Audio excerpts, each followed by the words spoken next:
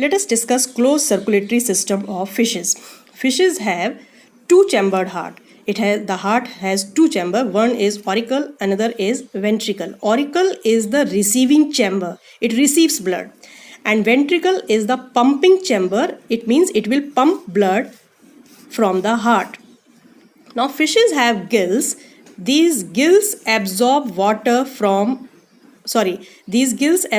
oxygen, dissolved oxygen from water. So gills helps in extracting oxygen from water, making the blood oxygenated. Now this oxygenated blood gets transported from the gills to the entire body part. So body will receive oxygenated blood directly from the gills. Now these body cells will use oxygen for their cellular activities and will release carbon dioxide.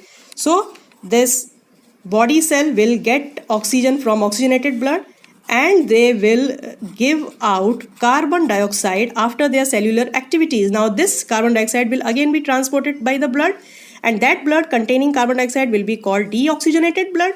This deoxygenated blood from various body cells will be transported to the auricle of the heart. From auricle it will be pumped into ventricle, and from ventricle this deoxygenated blood will again pump into the gills for purification. As this gill will again purify, it will oxygenate the blood. So from gills blood is distributed, oxygenated blood is distributed to all the body cells, and from body cells deoxygenated blood comes to auricle, then ventricle, and again to the gills for purification.